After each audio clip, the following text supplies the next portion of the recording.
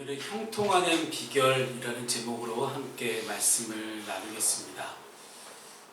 설교를 시작하며 우리 시편 73편 28절의 말씀을 여러분에게 소개합니다.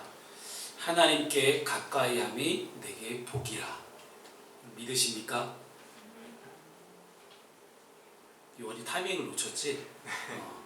하나님께 가까이함이 우리에게 복입니다. 믿으십니까? 아멘. 아멘이 적으신 분들은요, 조금 하나님이 부담스럽습니다 하는 그런 마음이 있을지도 모르고, 혹은 이렇게 생각하실 수도 있어요. 저는 그런 복 말고요, 물질의 축복, 자녀의 축복, 명예의 축복, 권력의 축복, 재물의 축복, 좀 다른 축복 받고 싶습니다. 얘기하고 싶으신 분들도 계실지 모르겠습니다. 네, 여러분, 죄송한 말씀이지만 여러분들이 기대하는 그런 복들은요, 일단 하나님과 가까이 하면 그 다음에 찾아오는 복들입니다. 그리고 그 복들은 내가 원한다고 해서 주어지는 것이 아니라 하나님께서 때가 되시면 하나님과 함께 있는 사람에게 주어지는 복입니다. 우리가 인생을 살아가며 모든 일이 다 잘 되기를 바라고 있습니다. 오늘이 벌써 2023년의 12월의 둘째 주입니다. 2023년을 시작하시면서 다짐했던 일들이 다 잘 되고 계십니까? 형통이라는 단어는 한자어로 모든 일이 뜻과 같이 잘 되어 가는 것이라는 그런 뜻을 가지고 있습니다. 2023년을 돌아보며 여러분의 인생은 어떻게 형통하십니까? 모든 원하는 일들이 다 여러분 뜻대로 다 잘 이루어져 가고 있습니까? 이 질문에 대한 답을 찾기 위해서는 우리는 물질 만능주의 시대 속에서 세상이 말하는 형통과 성경이 말하는 형통에 대해서 분별할 수 있어야 합니다. 성경에서 말하는 형통은 다른 것이 아니라 바로 하나님이 함께 하시는 것입니다. 내게 주어진 환경과는 상관없습니다. 인생의 부분별로 떼어보면 희극일 때도 있고 비극일 때도 있습니다. 너무 힘들고 이해가 되지 않을 때도 있습니다.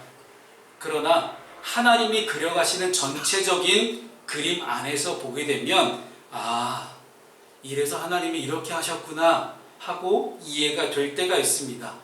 힘들고 어려운 순간마다 여전히 하나님이 함께 하신다면 그것이 바로 형통입니다. 우리는 그것을 감옥 속에 있는 요셉을 통해서도 바울을 통해서도 배우고 있습니다. 따라서 교회 공동체란 이런 것들을 말하는 것입니다. 교회 공동체는, 교회라는 것은 세상 가치에 물들지 않고 오직 예수께서 말씀하신 하나님 나라의 가치에 가슴 뛰는 삶을 선택하겠습니다라고 말하는 것이 교회 공동체입니다. 세상의 가치 기준을 가지고 인생의 형통을 말하는 것이 아니라 하나님 나라의 가치 기준으로 인생의 형통을 말하는 것이 교회 공동체입니다. 자신이 원하고 바라는 것들이 그대로 이루어지는 것이 형통이 아니라 하나님께서 원하시고 바라시는 것이 내 삶 속에 그대로 이루어지는 형통의 삶을 오늘 히스기야 왕, 남유다의 히스기야 왕을 통해서 함께 우리가 배우게 될 수 있기를 축복합니다. 아멘. 우리 첫 번째는요, 어떤 믿음을 가져야 되냐면 정직한 믿음을 가질 수 있어야 합니다. 오늘 본문의 3절 말씀을 함께 읽습니다. 시작. 히스기야가 그의 조상 다윗의 모든 행위와 같이 여호와께서 보시기에 정직하게 하여. 아멘. 히스기야 왕은 25살의 나이에 남유다의 13번째 왕으로 세워졌습니다. 그리고 히스기야에 대한 성경의 평가가 너무 간단하고 간결하고 명료합니다. 여호와께서 보시기에 정직한 왕이다. 너무 간결한 표현이지만 이보다 더 명확한 표현이 어디 있을까 싶습니다. 굳이 신앙에 대해서는요, 복잡할 필요가 없어요. 이 사람이 신앙이 좋다 안 좋다를 이야기할 때 구구절절 설명하면 그게 더 웃겨요. 오히려 신앙 안 좋은데 좋은 척하는 사람이 구구절절 말들이 많습니다. 하나님 앞에서만큼은 신앙은 복잡하지 않습니다. 세상적 기준이나 사람들이 보기에 정직한 모습이 아니라 그저 하나님 보시기에 저는 정직합니다. 그 한마디면 충분하지 않겠습니까? 남유다 역사에는 총 20명의 왕들이 등장합니다. 그런데 이 중에서 다윗처럼 정직하게 행했다는 평가를 받은 왕은 히스기야 왕을 포함해서 여호사밧 그리고 요시야 이렇게 선한 왕 3명 외에는 없습니다. 물론 히스기야의 일생을 전체를 돌아보게 되면 단 한 번도 죄를 범하지 않았다거나 완전 무결한 하나님 앞에서 정직한 통치만 한 적이 있었느냐? 그렇지는 않습니다. 히스기야도 역시 인간이고 죄인이기 때문에 다윗처럼 실수하고 넘어질 때가 있었습니다. 그런데 이런 히스기야에게 구별되는 점이 한 가지가 있습니다. 바로 선왕이었던 다윗처럼 그의 행위와 통치의 행함이 같았다라고 평가하는 겁니다. 여러분, 다윗에 대한 특징은 성경에서 어떤 수식어를 사용하냐면 하나님 마음에 합한 사람이라는 표현을 씁니다. 즉 다윗과 히스기야가 비슷했다라는 것은 다윗 역시 잘못을 했어도 그 즉시 회개하고 돌이킬 수 있을 만큼 하나님의 마음에 대해서 명확하게 알고 있었다는 것입니다. 히스기야도 마찬가지입니다. 실수하고 넘어질 수 있습니다. 그러나 그때 바로 하나님께서 주시는 마음을 깨닫고 하나님께로 돌아올 수 있는 그렇게 정직하고 솔직한 사람이었다는 거예요. 여러분, 그래서 정직한 사람, 정직한 믿음을 소유한 사람은요, 기준이 내가 아닙니다. 내 삶의 기준이 내가 되면 나 스스로를 내가 속입니다. 내가 주인이 되어서 나 자신이 옳다라는 생각을 가지고 살아가기 때문에 우리는 절대로 하나님께 돌아올 수 있는 기회가 없습니다. 그러나 여러분 보십시오. 하나님 앞에서 정직한 사람이기 때문에 모든 기준을 무엇으로 판단합니까? 하나님의 기준으로만 판단합니다. 그렇다는 것은 하나님께서 보시기에 내가 과연 옳은가 옳지 않은가 그것을 기준으로 삼는다는 거예요. 그래서 내가 혹여나 실수하고 넘어지거나 죄를 지었다 할지라도 하나님의 기준에 맞춰서 나를 판단하고 나를 측정하기 때문에 이거는 죄구나, 이거는 내가 하나님께 범죄한 게 맞구나 하고 다시 돌아올 수 있는 용기와 정직함이 있었다는 것입니다. 자신에게 부족한 점이 있는 것 사실입니다. 인간이기 때문에 어쩔 수 없어요. 그러나 인간이기 때문에 내가 부족하고 연약하기 때문에 어떻게 해서든지 여호와 하나님께서 보시기에 정직하게 보이려고 열심히 최선을 다했던 왕이 다윗 왕이었고, 그런 다윗을 닮아서 히스기야도 비슷한 삶을 살아갔다는 거예요. 그래서 히스기야가 오늘 성경 3절에서 이렇게 하나님께 좋은 평가를 받았다는 사실을 우리는 주목해야 됩니다. 그렇다면 이제 우리는 제가 오늘 블록을 쳐놨지만 여호와 보시기에 정직하게 행하는 것이 과연 무엇일까? 라는 그런 질문을 우리에게 스스로에게 할 수 있어야 됩니다. 정직하게 행했다는 것은요, 어떤 인본주의적인 관점에서 세상 사람들이 말하는 어떤 도덕적인 선함이나 그런 결과를 말하는 것이 아닙니다. 살아계신 하나님을 믿는 믿음의 행함, 하나님 앞에서 어떻게든 솔직해지기 위해서 하나님 앞에 하늘을 우러 한 점 부끄러움이 없기 위해서 계속해서 발버둥 치는 그런 신앙적인 결단과 행동이 그의 삶 가운데 꾸준히 있었다는 사실입니다. 따라서 믿음의 행함이라는 것은 나 중심의 신앙이 아니라 이 땅을 만드시고 다스리시고 지금도 함께 하시는 하나님의 말씀과 그 기준에 따라서 모든 것을 결정하고 행하는 삶, 그런 것이 바로 믿음의 행함이 있는 삶이라 할 수 있습니다. 다시 말해서 여호와 보시기에 정직하다라는 이 표현은요, 오직 하나님의 기준, 하나님의 시선에만 달려 있습니다. 남들의 시선 따위 여러분 너무 신경 쓰지 마십시오. 내가 어떻게 신앙생활하든 남들의 눈에 어떻게 비춰지든 말든 그것보다 더 중요한 것이 하나님께서 나를 어떻게 보실까 하는 그런 마음입니다. 우리는 인간의 기준이 아닌 하나님의 기준을 맞춰 살아가야 됩니다. 하나님의 기준은 어디에 기록되어 있습니까? 성경 말씀에 기록되어 있습니다. 그래서 우리는 성경을 읽고 묵상하고 실천함으로써 성경의 기준대로 하나님 보시기에 합당하고 하나님 보시기에 정직한 인생을 살아가는 우리 모두가 될 수 있기를 소망합니다. 한 주간 우리 크리스찬들이 많이 보는 유튜브에 떠들썩한 이야기가 한 가지가 나왔습니다. 이름만 대면 아는 우리나라 최고의 찬양팀이라고 불려지는 두 팀이 있어요. 저희도 그 찬양팀의 찬양을 많이 불렀거든요. 교회에서도. 아마 전국에 그 찬양팀의 찬양을 안 불러본 팀이 있을까 싶을 정도로 굉장히 영향력 있고 그리고 젊은 청년들에게 많은 은혜와 어떤 감동을 끼쳐줬던 그런 찬양팀입니다. 그런데 그 몇 년 동안 찬양 집회를 통해서 선한 영향력을 끼쳐왔던 이 두 팀에 불미스러운 일이 발생을 했어요. 성적으로 불미스러운 일이 발생을 했는데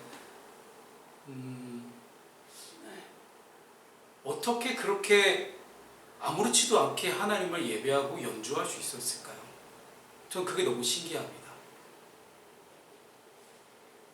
근데 그 사건을 일주일 동안 너무 떠들썩하게 막 이제 난리가 났고 이제 수많은 이제 청년들이 막 유튜브에서 댓글 달고 난리 났어요. 난리 났는데 뭐 어쨌든 실명은 거론되진 않습니다. 명예훼손으로 또 엮고서 당할 수 있는 부분이기 때문에 실명이 거론되진 않지만 아는 사람은 다 알고 있더라고요. 근데 그 사건을 돌아보면서 저는 개인적으로 어떤 생각이 들었냐면 과연 한국교회 안에 하나님 앞에 부끄럽지 않은 모습으로 예배하는 사람이 몇이나 있을까?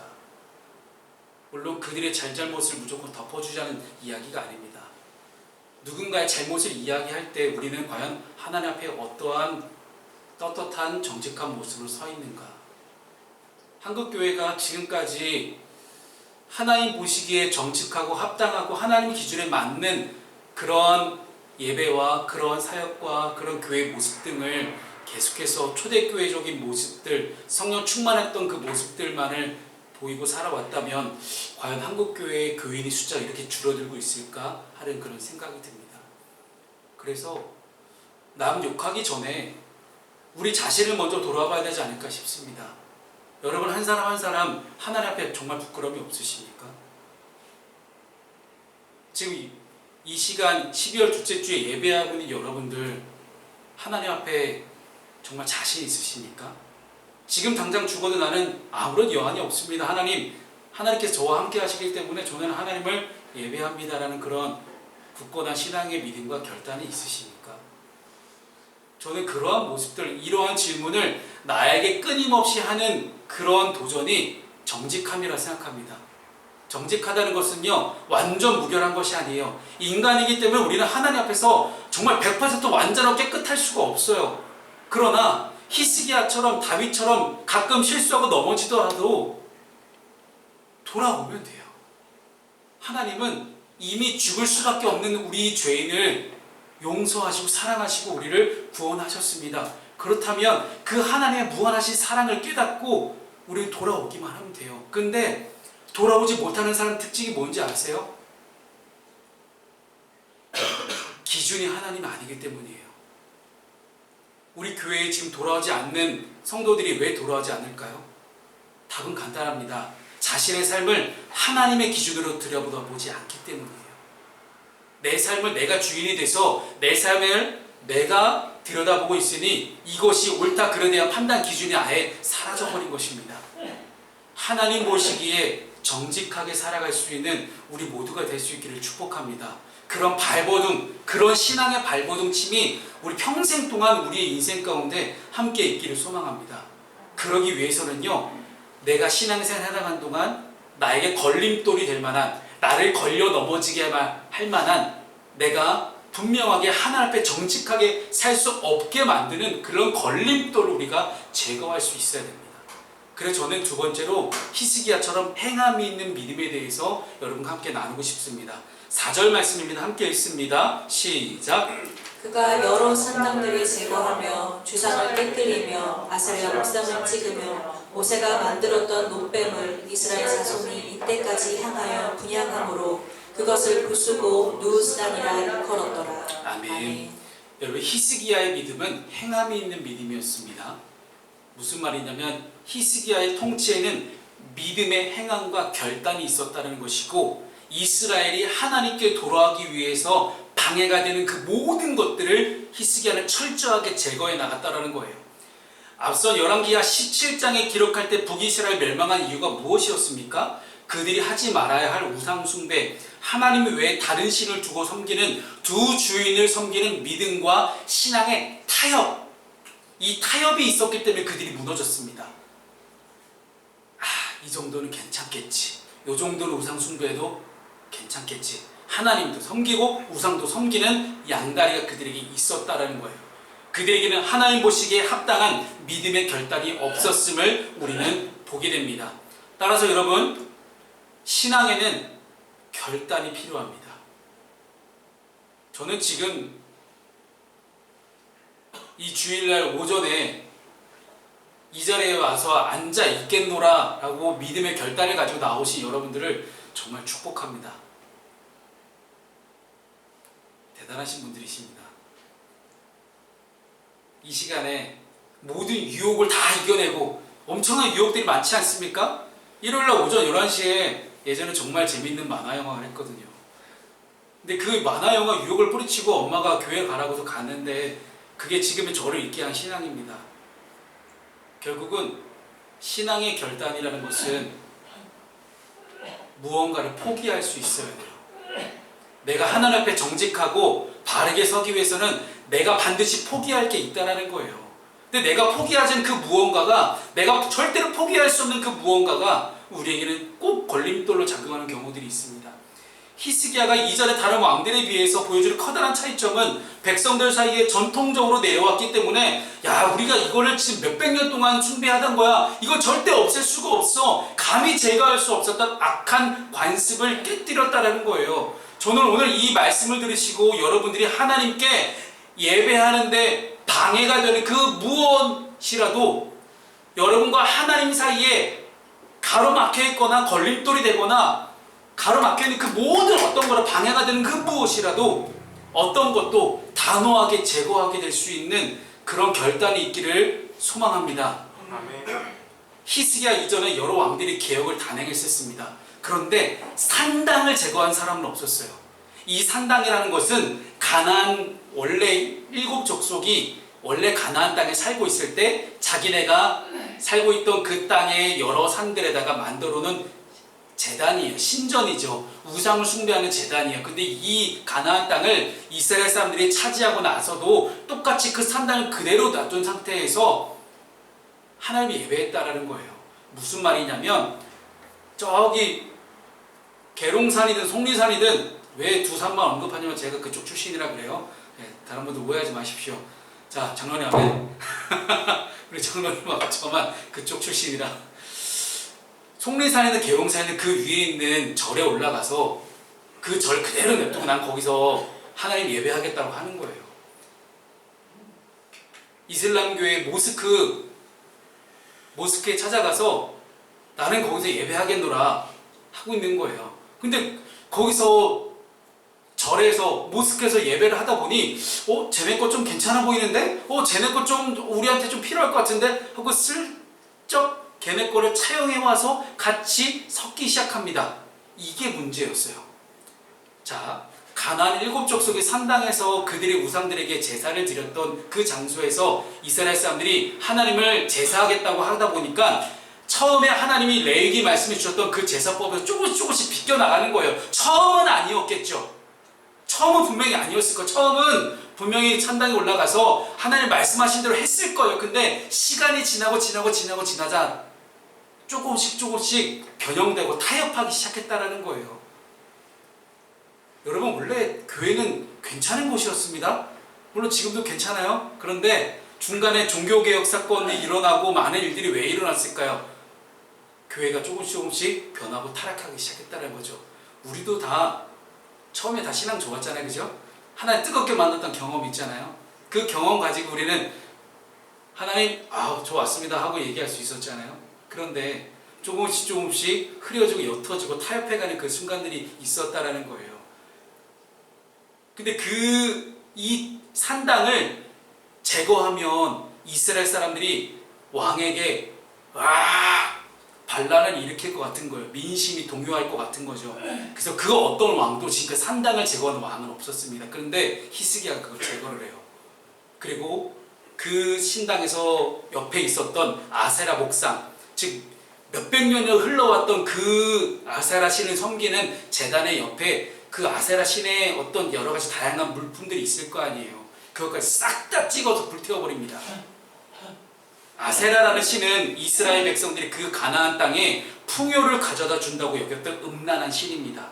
그런데 이 아세라는 누가 보아도 우상이기 때문에 그럴 수 있다 쳐요. 그런데 중요한 거는요, 느우수단이에요. 이야, 이거를 느우수단을 없앤다는 건 정말 대단한 거거든요. 왜냐하면 이 노뱀을 만들어서 장대에 매단 이 느우수단은 이스라엘 백성들이 출애굽을 했을 때 광야에서 하나님께 원망의 말을 그렇게 쏟아내요. 여러분, 말 조심하십시오. 원망의 말을 쏟아내는 그 즉시 하나님은 불편해하십니다. 원망하는 그 말을 들은 하나님께서 열받으셔가지고 이스라엘 백성들이 불뱀을 보내십니다. 그리고 불뱀에 물린 자들이 다 죽어나가기 시작하는 거예요. 그때 이스라엘 백성들이 모세를 찾아와서 제발 살려달라고 아우성칩니다. 그랬더니 모세가 하나님께 기도하죠. 하나님께서 만들어주신 좋은 방법이 놋뱀을 만들어서 그 불뱀 모양처럼 똑같이 놋으로 뱀을 만들어 장대에 매달아 달아라. 십자가에 달린 예수 그리스도를 예표하는 사건입니다. 누구든지 불뱀에 물린 자들이 놋뱀을 보는 자마다 다 살아나기 시작해요. 누구든지 죄 가운데도 죽음을 당할 수밖에 없지만 누구든지 예수 그리스도를 보는 자는 반드시 살아날 것을 믿으시기 바랍니다. 이렇게 상징적인 물건이 이 느우수단이라는 거예요. 우리를 살려주신 구원의 은혜의 하나님을 상징하는 거잖아요. 그래서 그들은 이 놋뱀을 알게 모르게 예루살렘 성전에 딱 갖다 놓고 성전에서 이 놋뱀을 통해 하나님께 감사하고 하나님의 능력을 기억해야만 했습니다. 그런데 문제는요, 이 눈에 보이는 놋뱀의 우상을 그냥 섬기고 이것을 향해서 분양하는 잘못을 저지르고 있었다라는 거예요. 하나님은 그 어떤 형태로도 형상으로 만들 수가 없는 게 하나님이십니다. 다른 종교들은 자꾸 뭔가를 만들어내거든요. 근데 성경 말씀이 우리에게 가르쳐준 중요한 교훈은 하나님은 절대로 레위기 율법상에 어떤 형상으로도 하나님을 만들어내지 말라고 그래요. 근데 이 장대에 매달린 놋뱀을 보고서 수많은 이스라엘 백성들이 몇백 년 흐른 이 시간까지도 계속해서 숭배해왔다는 거죠. 본질은 사라지고 껍데기만 남았지만 그 껍데기를 예배하는 잘못된 신앙의 모습들입니다. 과연 이것이 이스라엘만의 모습일까요? 여러분의 모습, 한국교회의 모습 한번 돌아가 봅시다. 우리 안에 하나님을 향한 순전한 믿음, 완전함을 향한 하나님 앞에서 완전함을 지켜나가기 위한 어떤 신앙의 결단들, 그런 거 없이 우리는 그저 내 몸뚱아리만, 내 껍데기만 와서 하나님 저 오늘 예배했습니다, 끝.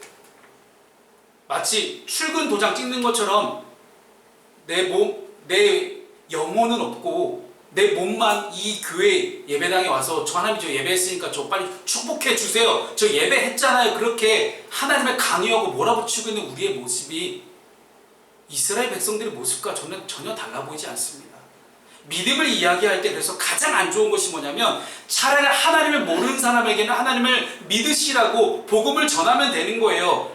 그런데 하나님도 믿고 우상도 믿는 이 양다리가 문제입니다. 다원주의, 혼합주의라는 이름으로 기독교 신앙이 오염되고 있습니다. 이 정도쯤은 괜찮겠지 하는 그런 타협으로부터 우리는 벗어날 수 있어야 돼요. 나 오늘 예배해야 되는데, 나 오늘 하나님 예배해야 되는데 뭐 때문에 안 되겠네, 뭐 때문에 안 되겠네, 뭐 때문에 안 되겠네, 뭐 때문에 안 되겠네. 그 뭐 때문에 여러분들이 무너지는 그런 일들이 분명히 여러분 삶 가운데 나타난다라는 거예요. 우리는 확신할 수 있어야 됩니다. 다른 이로서는 구원을 얻을 수 없나니 천하 인간의 구원을 얻을 만한 다른 이름을 우리에게 주신 일이 없음이니라. 여러분, 이 본질적인 구원의 말씀이 오늘 여러분들에게 주시는 레마의 말씀이 되기를 주님으로 축복합니다. 아멘. 다른 거는 절대 구원받을 수가 없습니다. 그러니 타협할 수가 없는 거겠죠. 이 시간에 내가 예배하지 않고 다른 거 한다면 그 다른 것이 여러분들 분명히 하나님부터 멀어지게 하고 무너뜨리게 만든다는 그 사실이에요. 오직 우리 예수 그리스도를 믿음으로 말미암아 우리는 구원을 얻을 수가 있습니다. 따라서 우리에게는 히스기야처럼 순전하게 하나님을 믿는 믿음을 향해 나아갈 때 모든 걸림돌이될 만한 악한 것들을 과감하고 단호하게 끊어내고 결단할 수 있는 여러분들이 되시기를 주님으로 축복합니다. 아멘. 신앙만큼은 단호하셔야 돼요. 절대 타협 없이 결단하고 행할 수 있어야 됩니다. 말로만 믿음 좋은 척 누가 못합니까? 그러나 그 어떤 것일지라도 우리의 신앙이 걸림돌이 될 만한 모든 것들을 다 제거할 수 있는 그런 행함이 있는 믿음, 그 행함이 있는 믿음의 소유자가 바로 히스기야였습니다. 마지막 세 번째 정말 중요한 말씀입니다. 제거했어요. 우상을 제거했는데 제거만 했어요.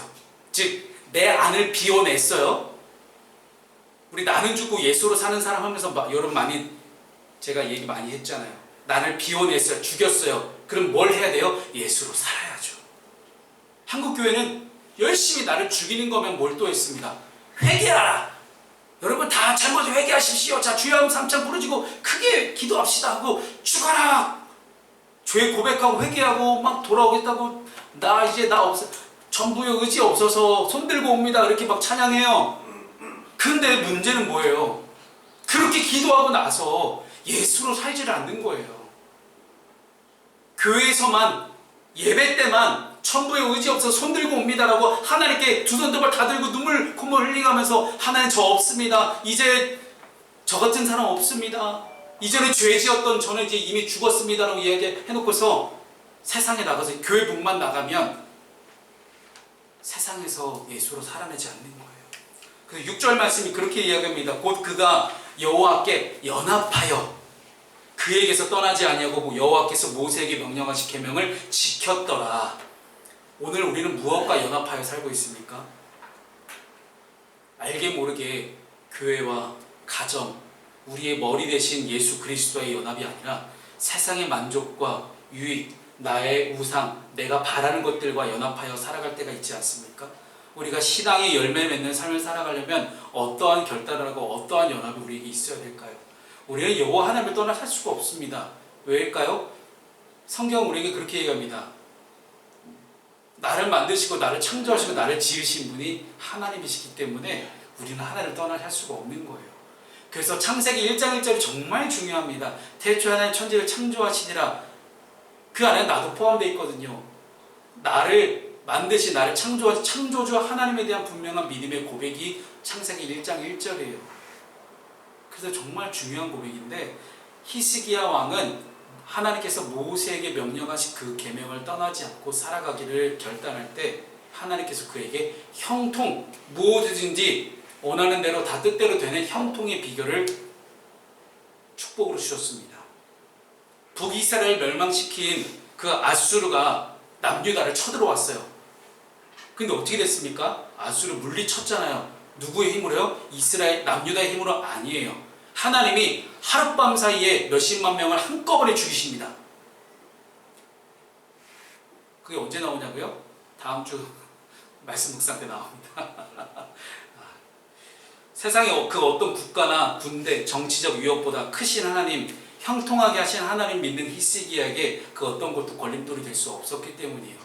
요한복음 15장 말씀이 중요한 말씀이 두 구절이 있습니다. 물론 다 중요한데요. 5절과 7절 말씀을 제가 가져와 봤습니다. 함께 읽습니다. 5절부터 시작. 나는 포도나무여 너희는 가지라. 그가 내 안에 내가 그 안에 거하면 사람이 열매를 많이 맺나니 나를 떠나서는 너희가 아무것도 할 수 없습니다. 아멘. 이 요한복음 15장 5절 말씀 우리에게 주는 중요한 교훈은요. 형통하려면 잘 먹고 잘 살려면 웰빙 하려면 우리가 어떻게 되느냐? 포도나무 대신 주님 안에 있으라는 거예요. 어찌됐든 뭐가 됐든 나 힘들고 어렵고 고달파도 예배하라는 거예요.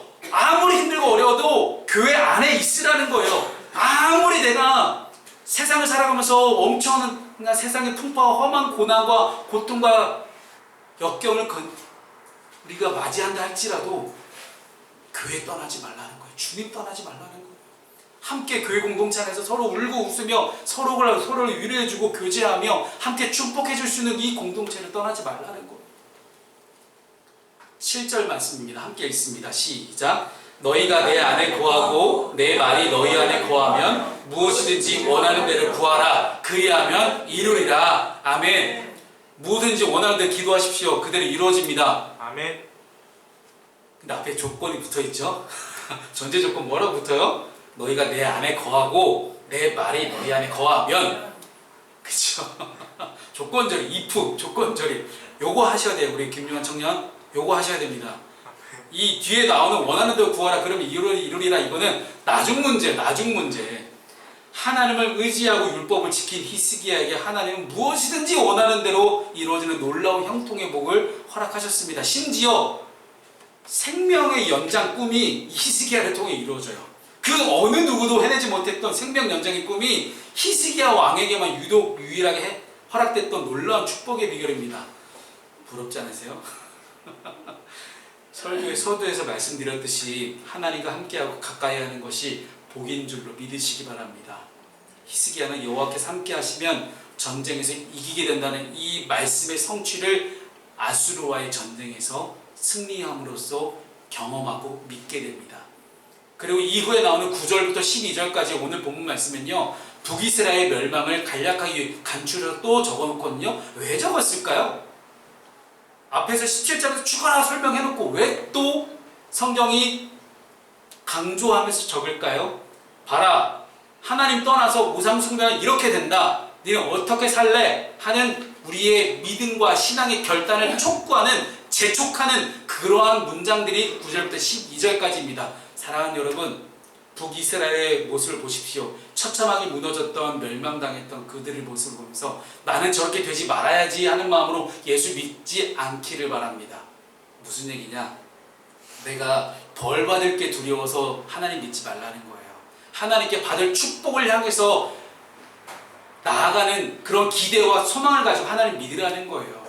그래서 우리 어린이들에게 주는 잘못된 신앙교훈이요, 지옥 사진 보여주면서 네 무섭지? 두렵지? 예수 믿어. 이거 진짜 잘못된 거거든요. 당신 예수 안 믿으면 벌 받아. 이렇게 전도하던 시대가 있었어요. 이게 무슨 말이에요 이게.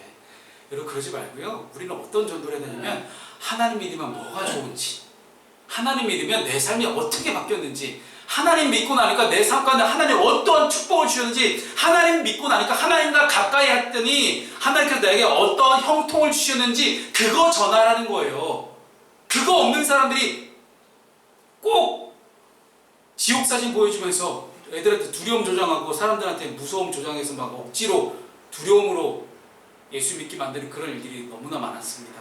사랑하는 여러분, 하나님과 가까이 하면 이게 복입니다. 믿으시기 바랍니다. 아멘. 말씀을 정리합니다. 우리가 짧은 이 땅에서의 생애를 살아갈 때 우리는 무엇을 붙들고 살아가야 될까요?